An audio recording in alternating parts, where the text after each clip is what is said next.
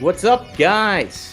This is Dominic D'Angelo of SEScoops.com. And hey, wow, we are live here on Rob Van Dam's YouTube channel. And guess who's here? Guess who's here? It is Rob Van Dam. Rob, how you doing, man? The green screen looks great, by the way. Yeah, it's RVD green. That's what we call that color. What up, Van Dam fam? I hope everyone is awesome. Here we go. Another week. It's not just another week. It's a special week for me. I'll go ahead and start right off with story time, even though I know YouTube Chris really likes to hear you talk more. And you got some people. You polarize some people in the down below. I sure do, with the smiling and the laughing. It definitely happens. What are you gonna do? You can't please everybody, but that's all right. So in the you never really know what someone else is going through department. For the last 4 years, I've had this scumbag chasing me down with this lawsuit. Guy picks a fight with me, doesn't like the results. Or maybe he did like the results. Maybe that's really what he's after. Because hey, here we are talking about him, which, by the way, I got to thank his ambulance chasers. They actually plugged to the jury that I would be here on my podcast talking about this. So, yeah. So thank you, sucky lawyers. And if any jurors are listening because of his plug, then I want to thank you for tuning in. And also thank you, Jerry, for seeing through the scam. What bullshit. So this dude's name is G Douche. And G Douche wanted to be famous. He dropped so many names in the trial, like anybody, even his own team had no idea who he's talking about at these crazy parties that he's doing all these drugs and cocaine at. And he knows before he met me that I was doing drugs and cocaine too. He knows for sure because this one particular girl told him. He's 100% sure she told him because he's really good friends with her. And he says that she was there with me the whole day. She wasn't even there. Like, I had no idea who he was even talking about. Dude is so fucking crazy. This girl wasn't even there. And anyway, and he said Katie wasn't there, but Katie was there. Whole thing was bullshit. This guy was trying to extort me, after a little incident where he ended up a little bloody. Then he decides he loves everybody. Homies for life, man. If you ever saw True Romance, Gary Oldman's character, Drexel, was the inspiration for G Douche. G Douche wanted to be Drexel. And if you want to see what he looks like, then watch my RVDology on YouTube, on my YouTube. This brand new one here that I just did. I have plenty of pictures and I talk about it because I want you guys to learn from my experiences so you don't fall into the same traps and you can avoid some of them. So this guy, scumbag, tried coming after me from different lies and fake testimony and manufactured doctors' notes that contradict each other. And like the whole thing was like such a joke. And it's 4 years, me paying my lawyer. So everyone always wants to know, does he have to pay the lawyer's costs? Not in civil court. G Douche doesn't have any money anyway. G Douche was planning on partying. He thought that RVD was going to buy him and his ambulance chasers houses after he had his genius plan of approaching me, coming after me, verbally assaulting me, even putting his hands on me first, and then still trying to make it sound like it was all me, and like I'm a brutal pro fighter, of course, with anger management history, former rapist. I added that a little bit, but everything was so far. The funniest part, though, and his lawyers were they were entertaining, but they threw so much at the wall trying to hope something would stick. You know, he was joking, he made a mistake, he was joking, he was whatever. When Katie was there, she witnessed it, so she's up on the testimony stand, and his lawyer, there's this dude with white hair that looks like he grew up in a boys' home and was only around women at the field trips to Tijuana a few times that he took. He looked so awkward talking to, and it was so funny because they asked some shit that was like so far out there. He actually at one point goes, now, Miss Forbes, did you and your husband release a softcore sex tape? That was my favorite part. I was laughing, the jury was laughing, like, what the fuck? Yeah. Oh my god, dude. His whole case was bullshit, and I'm so glad the jury saw through it. You know, just a fucking money grab. And thank you to Dr. K for reading the doctor's reports, and thank you to my lawyer, who, damn, I was gonna ask him if I should put his phone number on here. Well, I'll ask him. I'll put it in the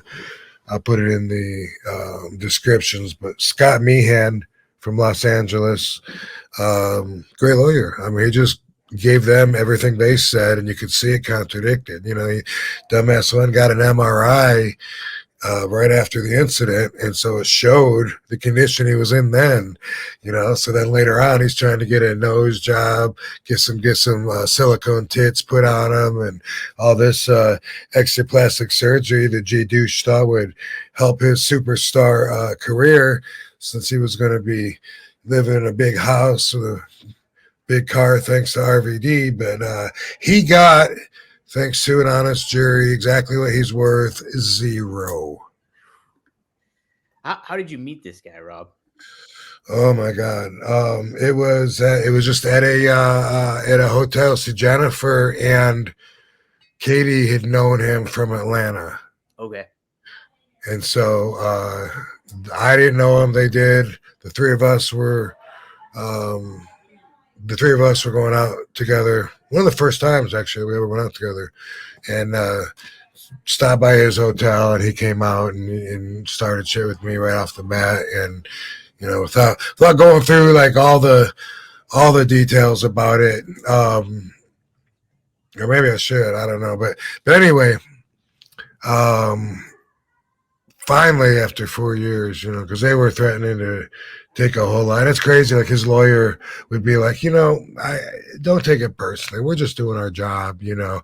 And I know he is. And I know he didn't have much to work with, but still framing me with fabricated evidence and trying to fool the jury, you know, that's a little bit personal. Like I remember watching you grow up. You know, this isn't anything personal. You know, it's all cool. And then 5 minutes later, he brutally, for no reason at all, you know, look at him. He's a monster. Who would pick a fight with him? Nobody did. This was all a big mistake, and he was jealous, and he was roid raging, and he was this and that. Like, oh my god.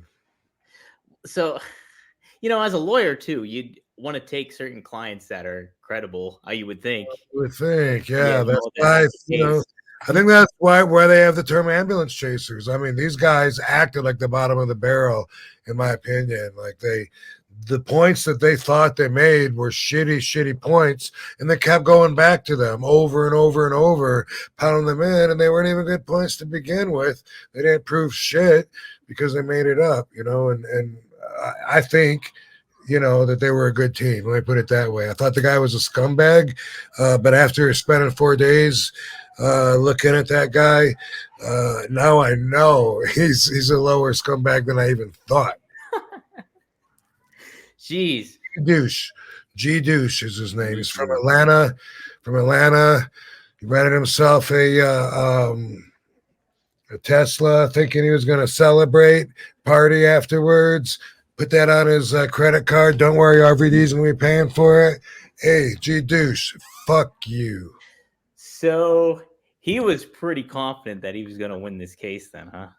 Well, I don't know, dude. I mean, he must have been. He must have been. They kept coming. Like I said, it was 4 years, and I don't know how he felt. I can't really tell you that. Okay, yeah. I'm just, I'm just saying.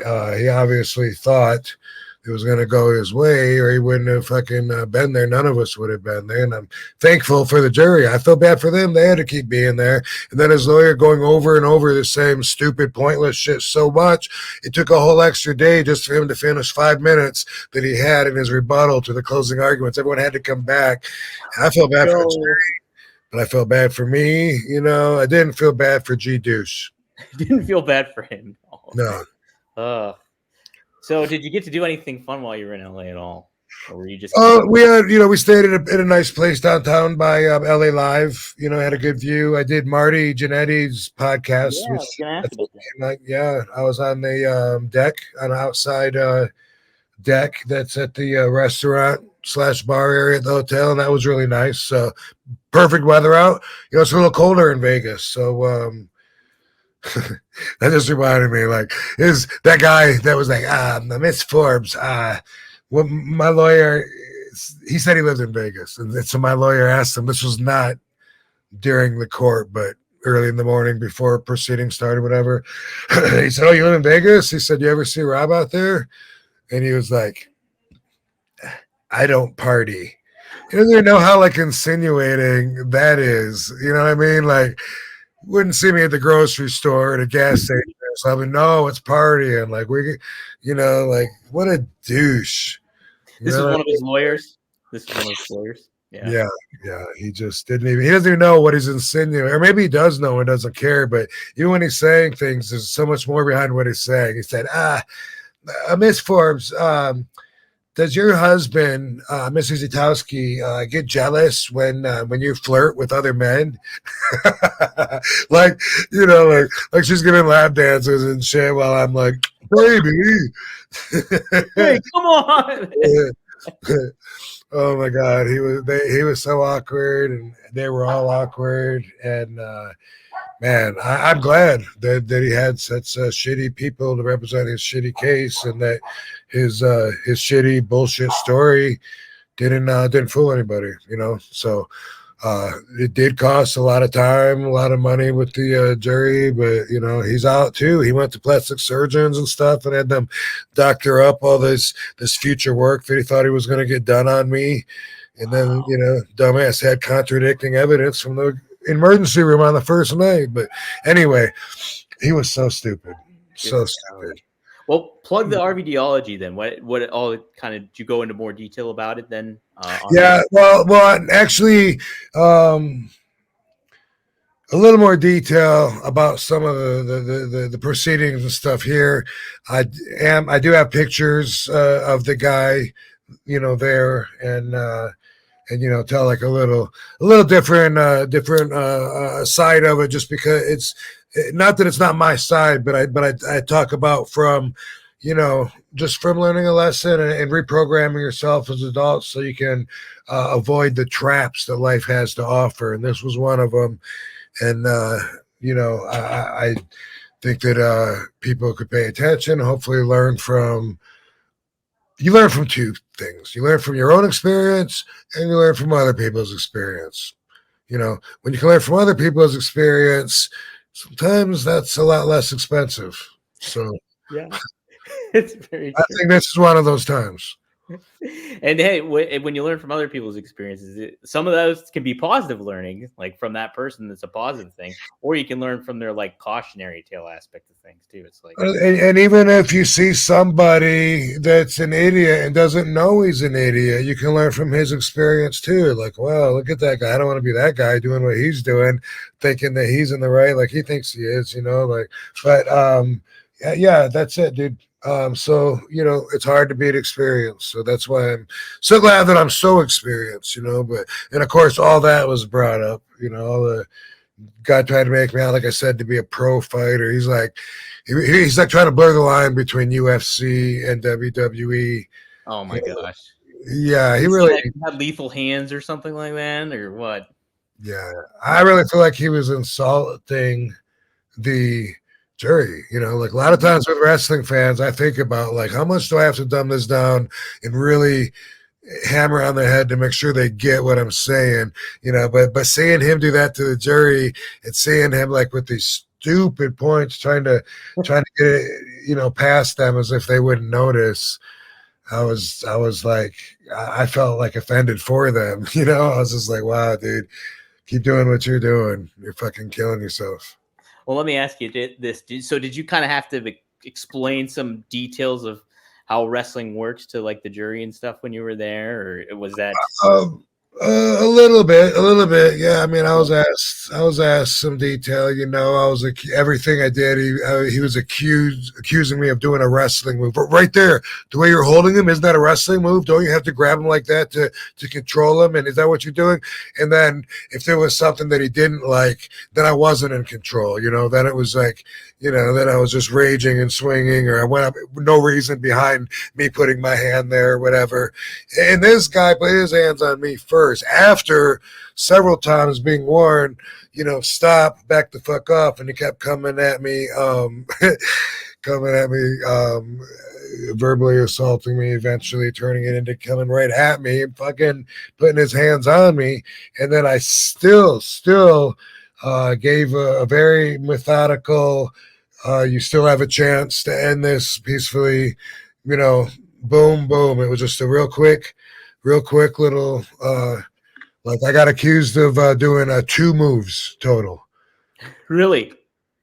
Yeah. What The pause in between was a check. Like they don't understand. Once you're engaged in something, you don't just turn your back, like a dog that, and you know what I mean, and just forget about what happened. They don't understand that, so they separate everything. What about 1 second before this? Because the guy ended up getting headbutted and split his head open. And what about like 1 second before the head? But why couldn't you have stopped right there? They don't understand. That's not how real life works. They give me all the credit for being an expert martial artist that knows every inch of every move, how to manipulate someone's body and the forces of the universe and all this bullshit. But then when it comes to certain stuff, then they want to act like I don't know shit, and that they're the experts in how to act when you're under attack. So there's a lot of bullshit to it. Yeah, it sounds like it. Like it's just crazy, Rob. It's like people. It's over. Yeah, I bet it is. I bet you said you were doing this or like. Hey, how's it going? Hey, y'all. Hey. I was just talking about G Deuce. Yes. What do you think of that whole experience, Katie? I'm so happy it's over with. Yeah. Justice was served. That sounds like it. Remember his shitty lawyer plugged this and told the jury to watch the podcast. Y'all want to meet my friends? Yes. Okay, cool. This is our goddaughter, Lena. Oh, really? Hi. Hey, how are you? I'm good. How are you? Shake them Good, titties. Y'all go follow her, Lena Bare Knee. And then this is Rob's godson. So he talks about Dango, his best friend growing up, all the time here. This is his son. No way, really? Hey. What's up, man? Hello, fellow ball brother. This is the camera that's on right now. I keep looking up there too. Because did you have a good day? My day was great. It was good. It was busy. Yeah, nice to meet you, man. Me too. Yeah, this is my girlfriend, our girlfriend, Annette. Hey. Nice to meet you. Nice to meet you. Cool. So, how long you guys in town for? Oh, everyone lives here. Oh, they live there. Okay. Yeah, Dango's son and his wife moved here recently. Y'all can all come around in the back. Hey, you said you had some questions for Katie. Yes, I did. Yeah. Yeah, let me see. Let me pull them up here. But well, so last time we talked, I asked you about like overall like your time in Louisiana and wrestling there, but then how you ended up meeting Rob and stuff like that. What's the like? Name some of like what your overall like most enjoyable matches that you've kind of had. Is there any standout matches for you that you've enjoyed doing? My favorite matches ever were my matches in India because the shows they said 70,000 people. So the shows are just huge. So to me, it felt like WrestleMania, having so many people there and all that energy of people cheering for me. Like that was my favorite match. Well, okay. So was that the Rock-A-Con? Is that what those are called, or is that something else? What was the? No, it was something else. It's the Great Khali's promotion in India called CWE. Okay. And so I've gone there like 10 times on tours, and I go and wrestle, and I've been going there since before I even knew Rob. Wow, how about that? Yeah, and the shows are massive there. It's amazing. Let me ask you this too. Who when you started off and then kind of getting more into wrestling and stuff like that, who did you really learn from in a lot of ways and kind of like pick up upon, and like who was a big influence for you, I guess? I love China was the first female that I had watched, and like me having black hair, and I was jacked because I used to do fitness competitions, and her having black hair, like I felt the connection between us that inspired me. And I'd met her earlier in my career, so she inspired me. But literally, I'm not just saying this. When I saw Rob, he was my favorite wrestler from then, and I was so inspired by him. I even asked my coach, Luke Hawks, who was my first wrestling mentor, if we could bring Rob in for a seminar so I could learn from him. And Rob, did you do the seminar? Is like oh no. Okay, I was I don't think you've ever done a seminar. That's true. I haven't done a seminar. Oh, really? You haven't? No. Yeah. So, but I was intrigued by him and watching his splits and watching the ECW video. I just loved how he was just so out of the box, but also like his split moves reminded me of like stripper moves. So I was just so intrigued by him as a wrestler, and also the fact that like he doesn't get angry, and I'm not an angry person. So then it was just so cool how he could be like such a laid back guy, like laid back, and then also be able to fight. So that was inspiring to me as well, since I'm not an angry person. Yeah, it's a good way to find the balance. And even Marty said that last week too. Rob was like, hey, you can't play off cool. Like it's just kind of part of who somebody is in a lot of it's in his aura. Dude, I actually when I was on the stand on the first day, and they were trying to, they kept trying to pull me into all these traps, and they were so stupid. I told him, I was like, dude, are you serious? Like I'm trying to answer questions, sir, but you're ridiculous. I said that. And at one point, hey, I forgot what I was going to say. Something about being angry or, playing it cool. Yeah, no, he was trying to talk about me being angry or whatever. And I was like, you literally chose the most laid back, coolest wrestler in the industry that's known for that for decades to try to make a target as a monster. And I said, I don't think you're going to fool anybody. I said, a quick Google search will tell you that. Asking any other wrestler in the industry will confirm it as well. No doubt about it. Katie, let me ask you this too. Under oath. Under fucking oath. Under oath yeah. Right there. That was true. Rob's been talking about this new promotion you've been working with. What is it in WWE, right? UWW. Yeah. UWW wrestling. Okay, can you explain that a little bit to the listeners or viewers? Pro wrestling. We run out of Las Vegas and really nice casinos, like at the Sahara, the House of Blues. So it's always in a really nice place. We've ran the past couple times in LA, and now we're going to have a show in February in San Antonio. Oh, nice. But I am the fan favorite of the whole promotion. My favorite too, baby. Thank you, baby.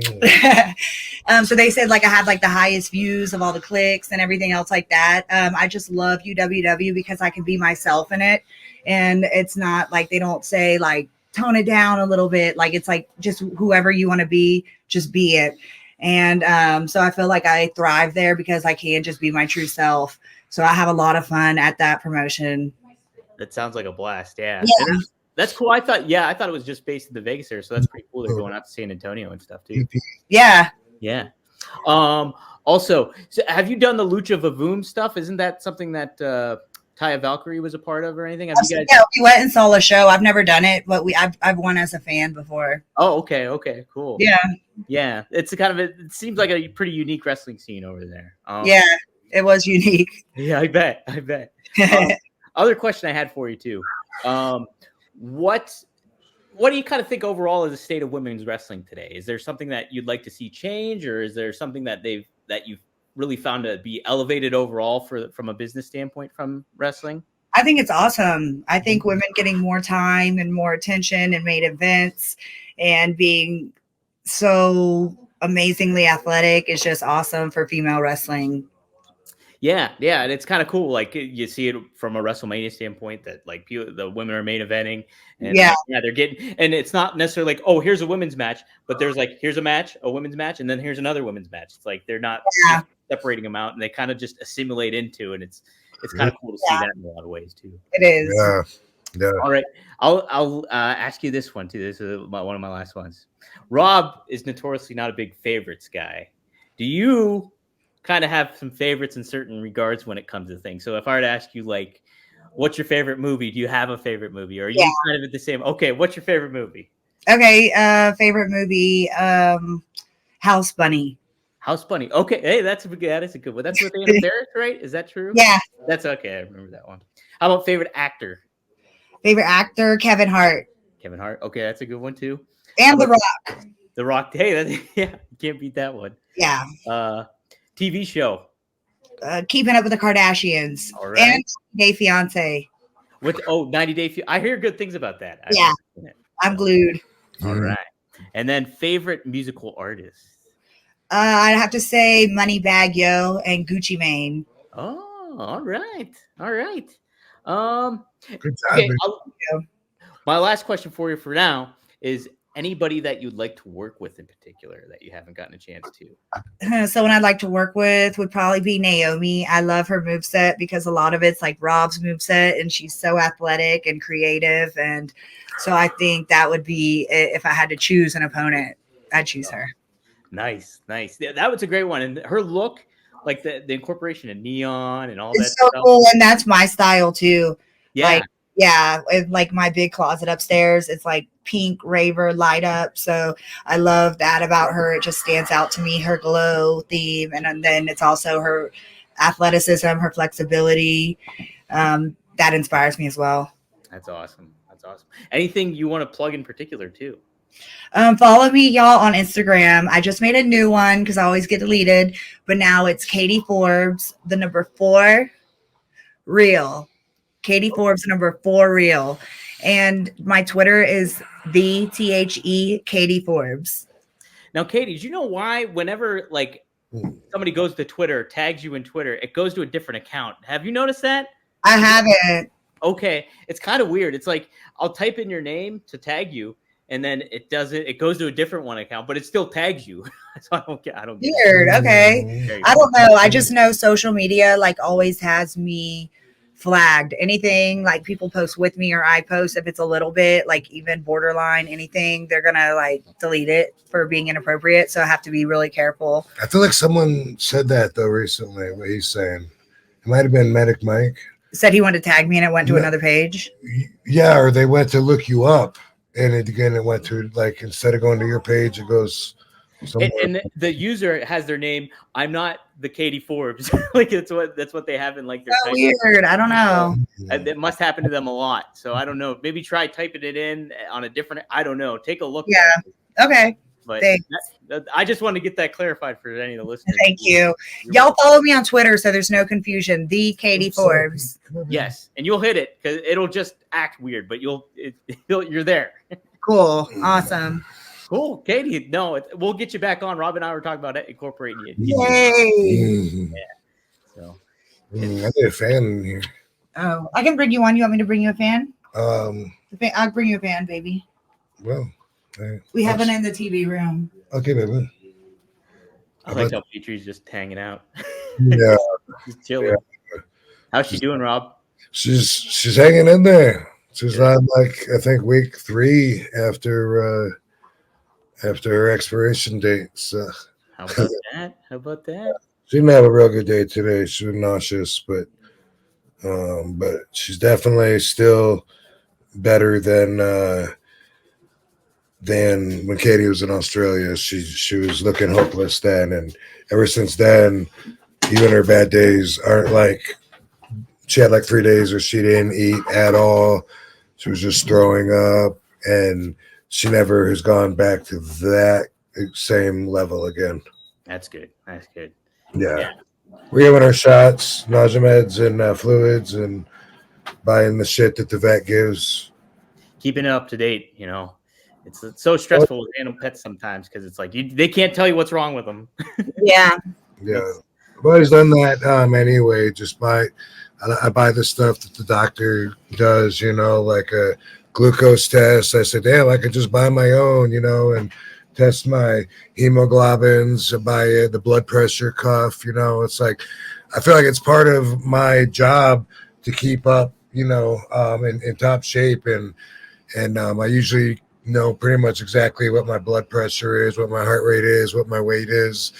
And that's part of how I operate my company. You know what I mean? But I buy a lot of that shit at home. That just because you can do a lot at home, and instead of going to the doctor and having an office visit for some bullshit.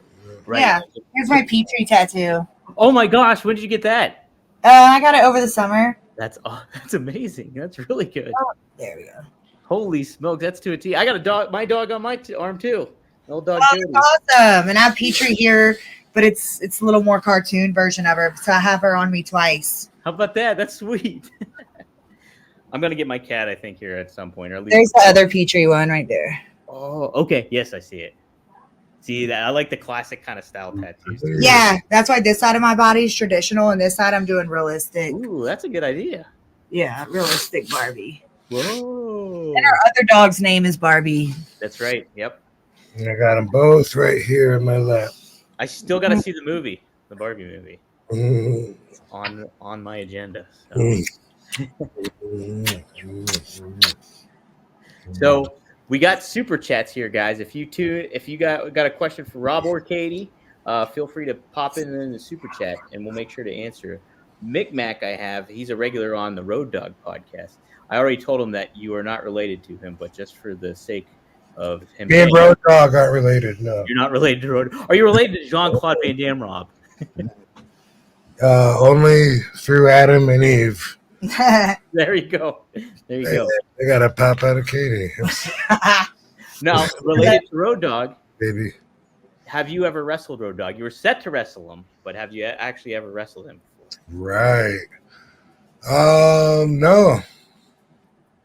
No. He's such a unique kind of style of wrestler where it's just like, it's not technical. It's all like kind of a certain thing, but like it's more of the entertainment aspect. So you guys would have been. Never happened. Yeah, it's never happened. That one time, when I if everyone doesn't know about the timing, I was supposed to wrestle him during the Invasion angle of 1997 when ECW was invading WWE, but that was the night that everything fell apart and we walked out. Yeah. So things kind of changed a little bit. The trajectory happened. And by the time you kind of entered into WWE, he was almost gone, if not already at that point. So let's see. Mick Mac also says, "Hey RVD, huge fan except when you beat Cena." So I guess yeah, huge fan except for my best moment in my career. My greatest moment of all time. Thanks, Mick Mac. I've had some people tell me like they were little kids and they loved Cena. He was their hero. They were really conflicted about when I beat him. I could imagine that. Because I was so cool. Yeah. But they didn't want to like me. I could imagine that, though, because it's like, if you grew up and that's your Hulk Hogan, Cena's your Hulk Hogan, and you see him lose, but it's to a guy that's like not necessarily a heel. It's just like he's likable too. It's just like it's got to Well, be. my position was a heel, right? We're total outsiders to the whole company. Yeah, and in a roundabout way, at One Night Stand, Cena was the heel. Like nobody wanted him. That's true. That would be confusing for kids right there. Absolutely, like he's getting booed. He throws his shirt out. They throw it back. All that stuff. He's in the bad guy's house. That's right. You're hanging out with You're in a den of thieves right here. Derek, thank you. $10 here. He sent in. How do you keep a straight face working on skits with Stone Cold during the invasion? They were hilarious. Would you ever? Was that kind of tough to do sometimes, Rob, when you're doing like comedic kind of things, or you're having a good time and you're like, oh my god, like he's gonna pop me legit on here? How did you roll with that? Yeah, I don't remember specifically, any times to bring up where either that or anything like that happened. But I can tell you that I wasn't like super comfortable. It wasn't like just two dudes doing their job. You know what I mean? It wasn't like I looked at him on a horizontal level and was just like, hey Steve, let's get this done and let's get this done and get on and get some lunch, and then when they go, okay, ready, action, and then we're into character, and I'm, and it's like, dude, I'm this. It's not like that. He was intimidating around the clock. He was a authoritative figure, and I did feel certain ways because of that. You know what I mean? Like, I did feel a little less comfortable. I did feel like pushing back a little more, because I did feel, like he's someone that a lot of guys would be kissing his ass if they were younger, just because of the fan in them, or because that's the way they want to climb the ladder. I don't know, whatever. But, I've always liked Steve. But back then when I was like first, I first worked with him in WCW in 93. Oh, so you worked when he was Stunning Steve. Yeah, and he was the Hollywood Blondes. Oh, how about that? Okay. Wow. One time. But working with him in WWE, with me getting a big push and stuff like that, it wasn't something that I was just like real comfortable, and it wasn't like he was just like a dude that I work with, that's like when we're both out of character. It wasn't just like hey, Rob and Steve, just two dudes that showed up to do their job. I mean, it's like you carry that hierarchy with you, sometimes to a ridiculous point. Now is how I see it, because at this point in life, a lot of times I think about some of the guys that were below me on the hierarchy. Mm-hmm. And I remember back then when I was in that mindset of competition and stuff, even like looking at guys, I don't know, let's say like when I was in the ECW, and then there's like the BWO, right? Stevie Richards and Meanie, those guys, it wasn't, even though it was just wrestling experience and placement and status, even though that's all it was about, there's still part of that like carries over, I guess it's because of respect, you know what I mean? Which is good if you look at it that way, but also it can be like too much if you're the guy on top thinking that these other people that in reality are just other people doing their job, you know what I mean? They really are, but sometimes in your mindset, you start feeling, like if you do feel like you're above them, you're a higher, I don't know if you think you're a higher status of human being, or you're just a higher status in life, or whatever, or you look down on them, or maybe you look down on them because they weren't able to make it as high as you did. I don't know, but there's a lot of that shit that would carry over that you would never know, But I guess there's a reason for it though. You know what I mean? Like if the original Sheik was around, I would still want to carry his bags, you know what I mean, for him. And a lot of people would, it's like opening up the door for older people. It's respect. So I don't know. It's kind of confusing when you think about it. And like when I think about like back in the day, how I felt like looking at, say, someone trying to get into WWE or some young guy or a new guy or whatever. It's like you feel entitled to own your position above them. And it doesn't really have boundaries on it. And that's something that's just really weird that I'm trying to explain. Yeah, I know too. Booker T recently joined Kurt Angle on his podcast, and he made mention how when he made the jump from WCW to WWE, he almost kind of had the mentality of like, I'm throwing everything that I kind of did in WCW almost out the window in a way, and from how because he was talking about trying to fit into the locker room in certain ways and things like that, and kind of just being like, all right, I'm here and I'm going to earn my way to kind of be like that. But like, I could only imagine from a competitive mindset that it's a balance to certainly have when you're going into a new company. Yeah, I remember when I was on Steve Austin's program talking about this with him. I don't think I described it the same way that I just did. I took a minute and really searched my mind, but I did tell him, that I thought of him as more of a like a boss, and he's like, well, damn, I wasn't that big of a hard ass or something, and I was like, but you were like an authoritative figure, right? And he agreed with that, and he was. Yeah.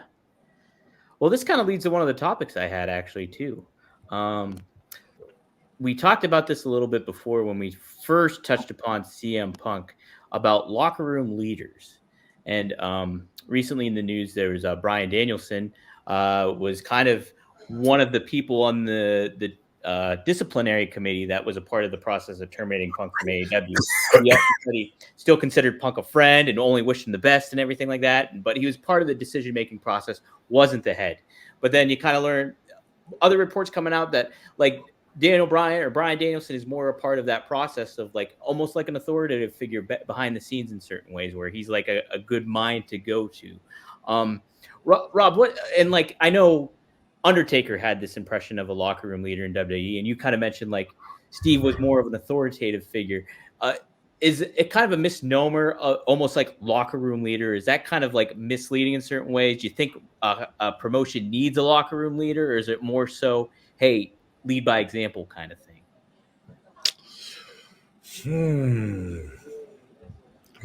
Well, fuck. I think I don't know that they need a leader, but I also kind of feel like it's something that would organically happen anyway. Mm-hmm. Just like anytime if you have like a group of 20, 30 people, put them on an island and see what happens. Someone's going to turn out being the leader, deciding, okay, we need to fucking start looking for food. You know what I mean? Yeah. So I don't know that they need to have one appointed. I don't know. But also, if there's usually someone that's working in the office that's also talent, and that kind of automatically makes you one of at the very least, a stooge. That's bottom level. You know what I mean? That's like at least you're someone, for people to watch out for, in the locker room. Like, and then you could carry some weight with it as well, depending on who you are and what you do in the office. Yeah, yeah. Was there kind of that figure behind the scenes in ECW at all? A locker room leader in ECW, huh?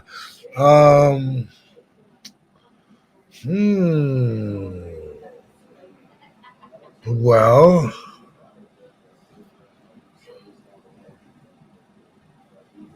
damn.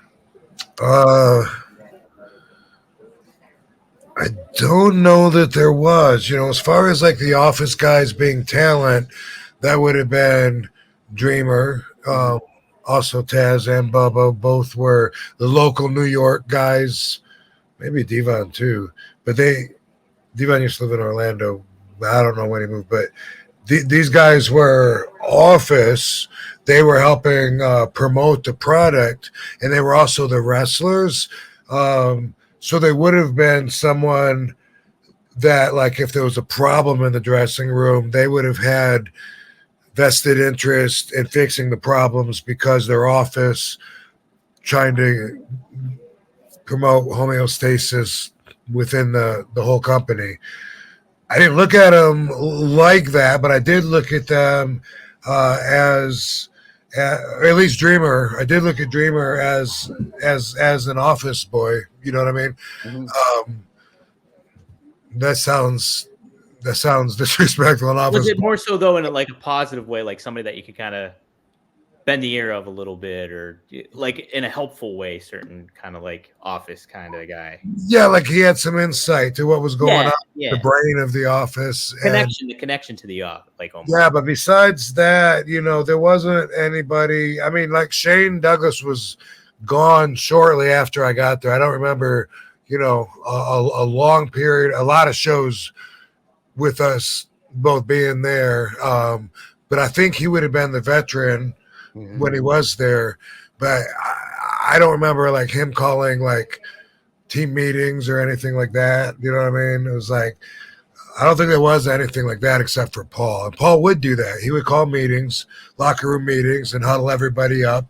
And he was that guy. And maybe someone else might want to scream something afterwards. New Jack might want to step in afterwards and be like, You come up on me. Yeah, exactly. Maybe I could see that. Try and fire everybody up or something like that. Rah rah kind of thing. Maybe. But nobody that I could think of that would like call a meeting on their own and say, this is what we need to start doing more of or less of. Tracy Smothers did take it upon himself to start to tell everyone that, I don't know who told whose idea it was, but anyway, he would train the wrestlers. He would get in the ring and show up every day. I don't think he was getting paid extra for it. I don't know for sure, but he would show up for any of the young guys that wanted to get in the ring and work out like a dojo in Japan and improve themselves. That was something, but I think we all kind of like a lot of us probably took our own leads and could have been viewed maybe as a leader at a different time or place circumstantially. Yeah. No, that kind of makes it like in certain categories when it comes to, hey, he's the expert at this, or like in certain moments it calls for it. Yeah, whatever. I think it was more like that. Yeah. So your interaction with Tracy Smothers overall? He's always pretty well praised across the wrestling world as being a really nice guy and somebody that is helpful, to your point. What was your interaction with him? I love Tracy, man. I had so much fun with him. I wrestled him first in probably like 94-ish. This would have been barefoot RVD in the singlet that wasn't airbrushed. Just the red one or whatever it was? I saw the red one. Yep, the red one and the black one. And after, like, I wrestled him a few times at some small shows in Georgia and Carolinas, some fairs or whatever. And right off the bat, he cracked me up. He's always, since the first time I wrestled him, said, man, I've been in harder street fights. No, easier street fights. I fucked the lineup. And then he also says, man, you took me within an inch of my life. That was like something that every time I would see him, and we would always just say, you changed, man, you changed. For decades, that was always still funny to say, you changed. You took me within an inch of my life. I've been in easier street fights, or I've been kicked. I don't know. He was very funny. One time, and he was a country boy. I got something I want to share with you, but let me spit this out. One time, we're in the ECW arena in Philly before a show, and he reaches down, pulls his pant leg up, and reaches down into his sock, and he pulls out a wad of tinfoil, which she opens up, and there's half a chicken sandwich in that. What? His first thought is to offer it, hey, anybody want half a chicken sandwich? Rob, you want this? I was like, no, fuck that. He's like, I didn't buy it off this half, and it's been wrapped up. I just put it there to keep it, Yeah. Oh my god. Yeah. That kind of brings me to Bobby Eaton real quick, because I heard always about Bobby Eaton. He would bring like towels or like be like super accommodating to other wrestlers and stuff like that. Did you cross paths with Bobby and like have those kind of interactions at all, or no? I didn't, man.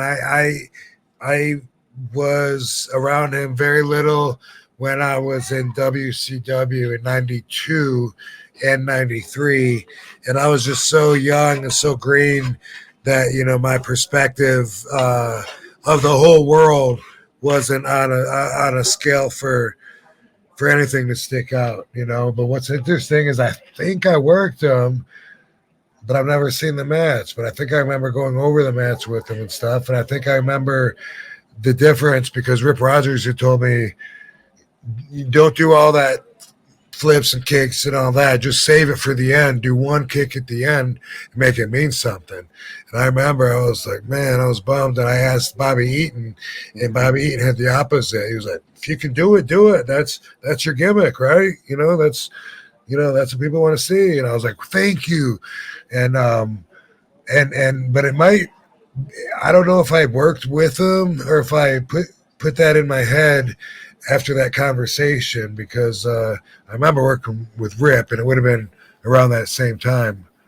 But yeah, but Tracy Smothers, he used to, according to him anyway, he grew up on farms, and he said that they would fight, they would have fights between between the fighters at the different farms to settle disputes over shit. Oh, really? Yeah, it was like old Like school Southern boy. It's like old school Southern boys wrestling court. Yeah, basically. Yeah, and he would describe it. He told us some stories, and one time, he told us this was about it was about New Jack. A lot of people don't know this story, but at one time, New Jack was he was particularly mouthy and insulting. Yeah, Brian Pillman, who had just died, he said some really ugly stuff, and we were just talking about him, like, man, I don't know, that's hard to stand by and hear him say, the stuff that he's saying and stuff. And Tracy was like, what we need to do, man, we need to get him all, just put him in a room, and, and about 8 of us just whip the shit out of him, man. He'll change. He'll never be the same, man. And he said that that's what they used to do when he was growing up. He said if somebody had a problem, he was like, he ain't gonna fight everybody. You ain't gonna, no one's that bad, You just fucking everyone beat the shit out of him, and afterwards, watch, man. That'll fix it, man. You watch. And he was really suggesting that as an option of something that we should do is in our wrestlers' court trial of solving problems, Rob, you just made me love Tracy Smothers a whole lot more. Yeah, he was awesome. Oh man, as a kid, I was a mark for being Italian. I was a huge mark for the FBI. So it was like, but right before like I got into it, Tracy was gone. But like hearing that he was in the FBI and not Italian whatsoever, Yes. just kind of added to the whole thing. And so that was my first impression of him. But gosh, yeah, the stories I hear about him, he sounds like just a fucking fun ass dude to hang out with. Yeah, he was. Not get a chicken sandwich from though. So. From his sock. And also one time, his partner, Little Guido, his FBI partner, hey doggies, did something funny that's similar, kind of. I mean, it made me think of this. I see why they're partners, but you're on the highway from point A to point B. There's only so many service area truck stops, so you're gonna see the boys because you're all on the same route in different cars, right? So we pulled over to take a pit stop, and I pull up to the urinal in the men's room, and little Guido is at the urinal next to me, and he's got a bag of donuts because there was a Dunkin' Donuts in there, and he reaches in the bag while he's pissing, and he grabs a donut hole out, and he starts eating it. He's like, "Rob, you want some?" And I was like, "I'll pass, bro." I'm good. I'm good on the urinal donut holes. No urinal donut holes for me. I've met my quota at 0. Yeah. Oh, that's good stuff. Oh man, yeah, I was such a mark for the FBI. Let me see here. Oh yeah, so this is kind of a neat thing that got brought up. Jake the Snake on his podcast happened to say that one of his favorite heels of all time was somebody we talked about a couple weeks ago, was Pat Tanaka's dad. Oh, I can't remember. I screenshotted the name, but I forgot to put it up. If I can pull it up real quick. not Toru Tanaka, was it? No, it wasn't. Let me take a look here. Okay, I have it here. Duke Kiyomuka. That was father of Pat Tanaka. Okay. He chose him as one of the best heels ever when discussing on the podcast. Apparently, he said tough as nail. So apparently, he was interred at in He was interred. A turd? Not a turd. Interred at a concentration camp during World War II. Apparently. Oh fuck. So yeah. So he was. Not in Germany. I think somewhere in the States. If I'm not. Manadozar. Remember that? I didn't know that. Yeah, how about that? But it led me to think about this. I would imagine the Sheik is probably one, but who really defined like a great heel to you? Ooh, a great heel. I mean, honestly, what comes to mind is someone that's a lot more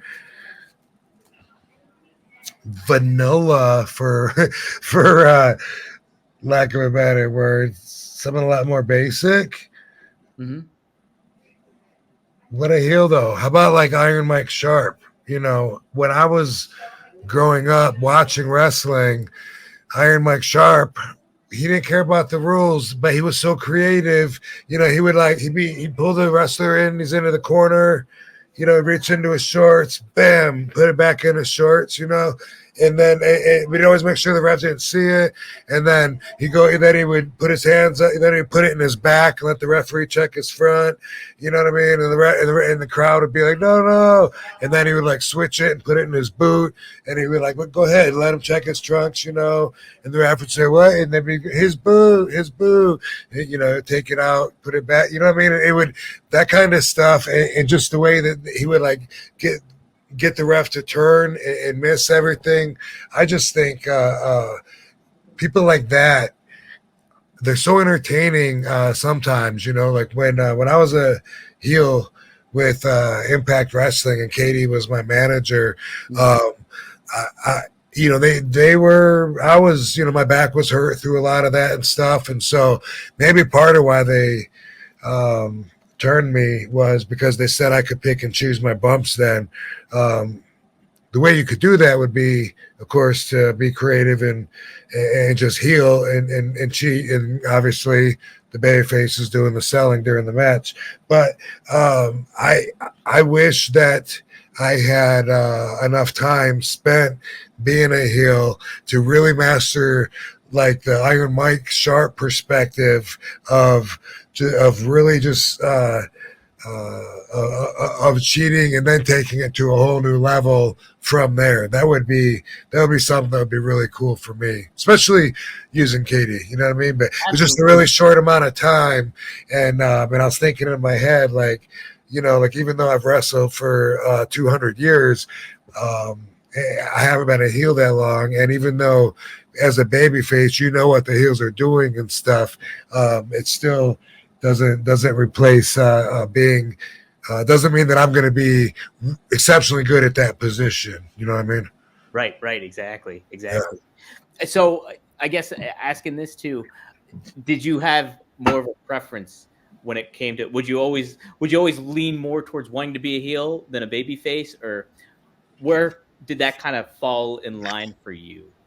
No, overall, I liked being a baby face. I mean, I like the fans. I like the love from the fans, that's just, everyone loves me. They always have. Even when I'm a heel, I get a lot of love, but then when you're a heel, they associate you with other heels. They have you do things to babyface to try to get heat. That's what you're doing as a heel.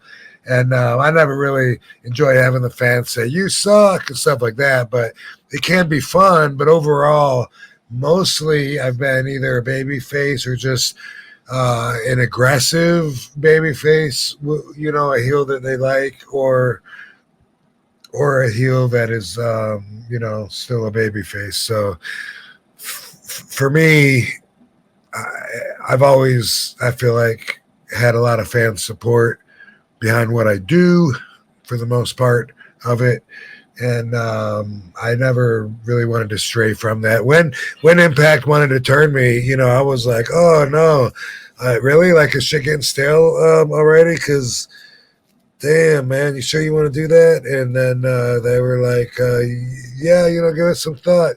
And I thought about it, and I was like, all right, then fuck yeah, let's do it. It sounds fun. And I don't know, it doesn't seem like it was super long. It was during COVID, which made everything different. You know what I mean? Yeah. It's hard to play off the crowd when there's no crowd. Yeah, it's a little tough.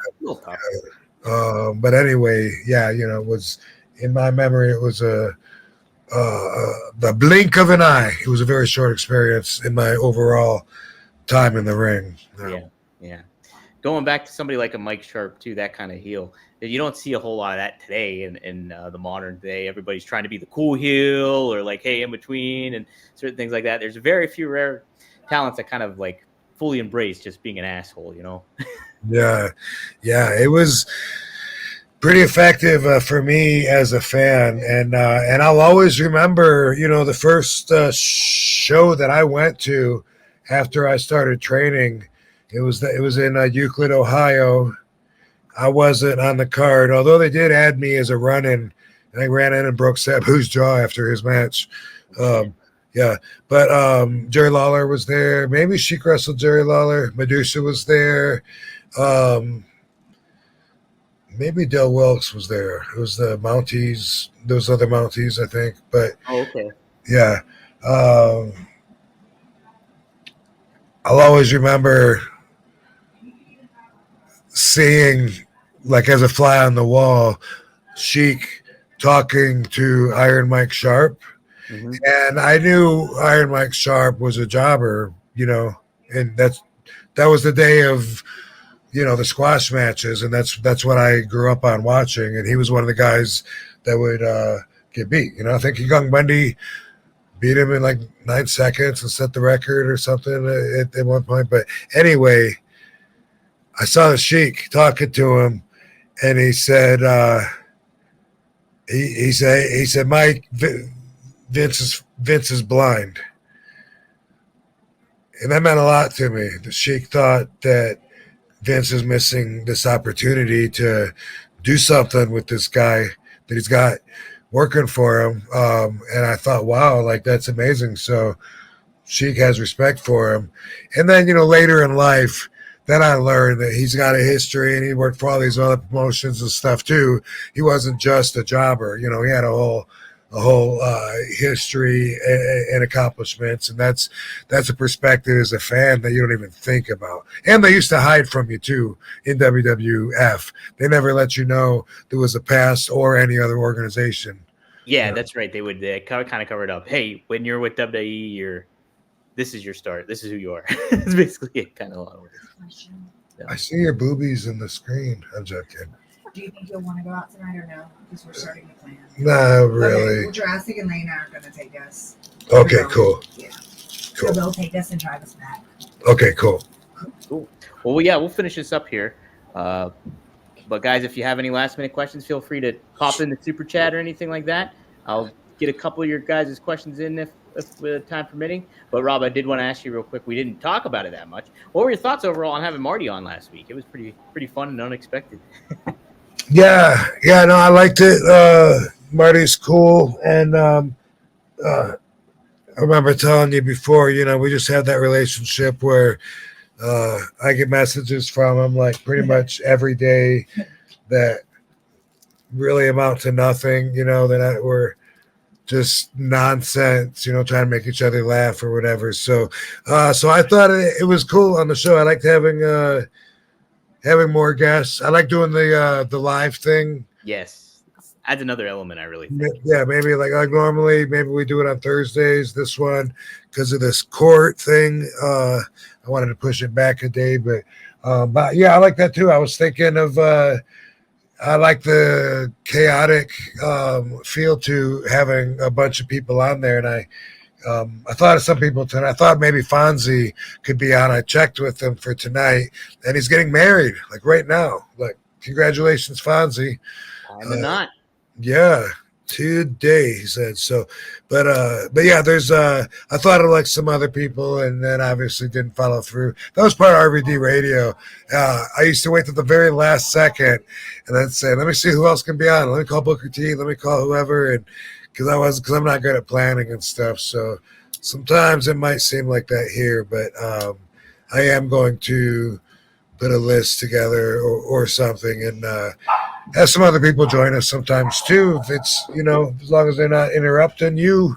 Right, it'll be a fun perspective. I love getting other people's perspective. Even Marty's the side stories he was sharing, and kind of I wanted to get more bend his ear a little bit more about tag team wrestling. But yeah, it's definitely a good thing to have here, and like having a live audience here, I think really adds to stuff. Guys, if you like what you're seeing, be sure to like these videos, get that algorithm cooking on there, share it out with anybody, subscribe, do all that kind of malarkey.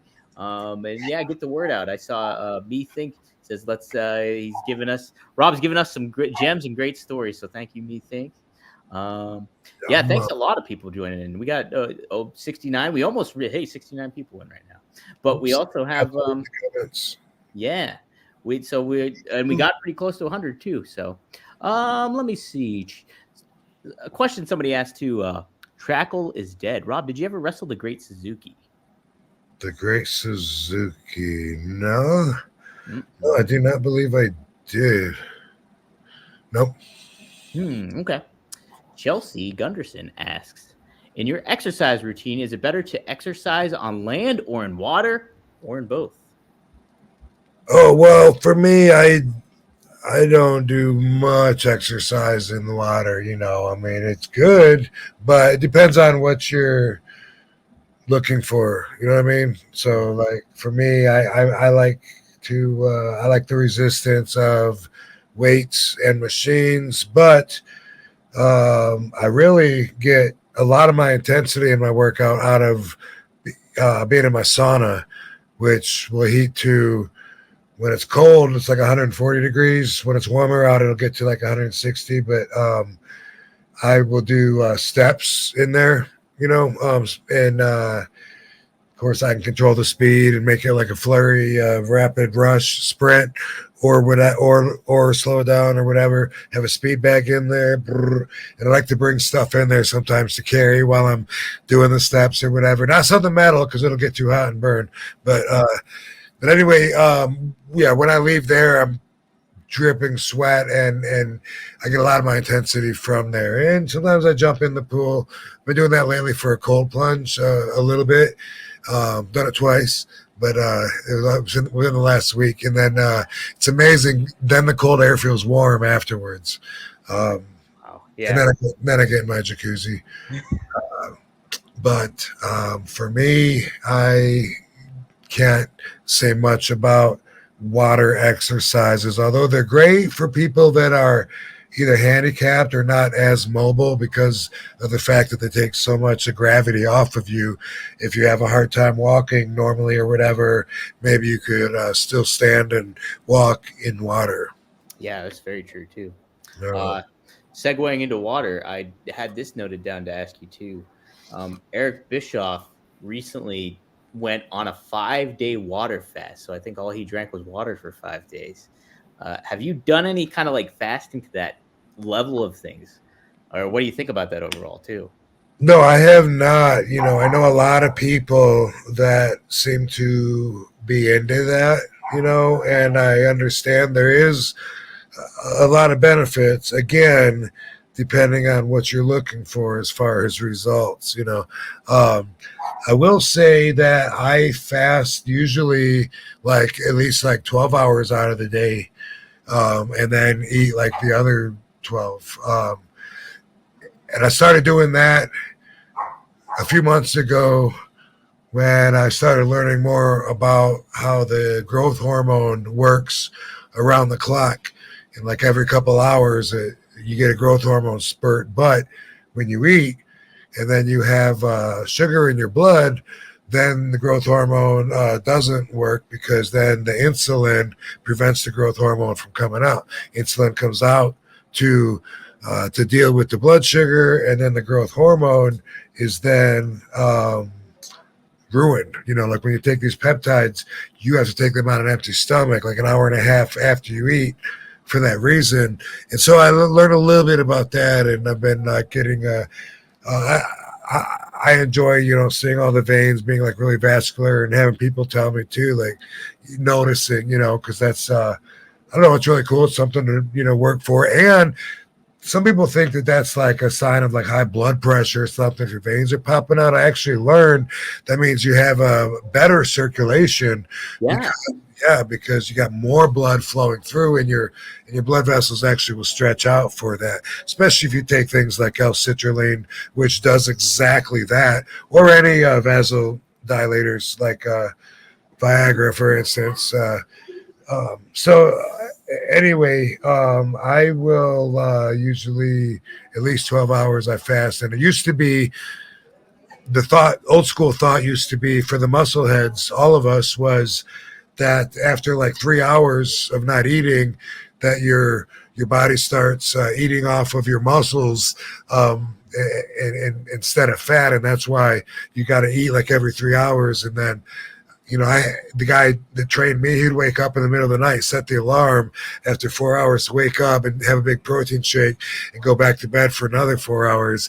And then we always thought when you wake up, like you got to eat real quick, break the fast. Otherwise, we were told that you're in a catabolic state instead of a metabolic state, which is backwards, and you got to turn that off and reverse that shit. I don't think so anymore. I think that was bullshit. Or there's a lot to it that I still don't understand, which is a fact anyway, for sure. But I don't think fasting is a bad thing now. Again, depending on what you're used to, but a good balance of it, can be. You can get lean without necessarily, dropping a ton of weight. If I fasted and drank water for 5 days, I would lose 20 or 30 pounds. I don't want to do that. Right. Yeah, definitely. That was, Holy smokes. Yeah, Eric said he felt like a new man, though. He said he felt good. He probably said you actually releases stem cells within your body and all kinds of shit. Go through all these phases. Yeah, I'm sure there's a lot of benefits to it. Cool. Rob, you already did an RVDology. Did you want to do one on here, or where are you at with that? Oh, yeah, I know. I didn't even think about it. Let's skip it. We could skip it. We'll wait till next week here. 2 minutes is close enough. Okay. Cool. Yeah.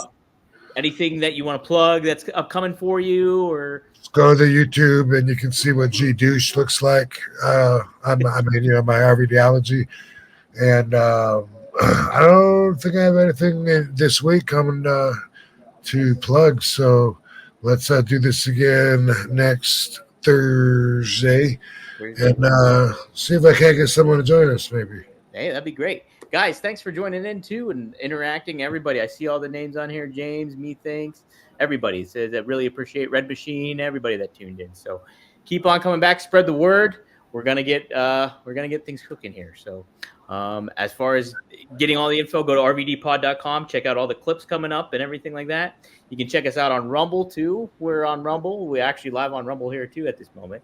And then get us early, the Premier Streaming Network. So once this show ends, if you're tuning in live, we go private, and then it's exclusive on Premier for a few days until we drop it boom, on the podcast feed on Monday at 4:20 p.m. every Monday. So check it out, guys. Yeah, that's kind of it. Rob, good episode. This was episode 32. Can you believe it? Episode 30. Nice, man. Don't be afraid to leave a comment. We'll read it. Yes, we do read them. So cool, guys. Hey, we'll see All you. right, Van Dam fam. See you next week. Thanks, everybody. Thanks, Tom. Yep. Thank you, guys. See you guys later.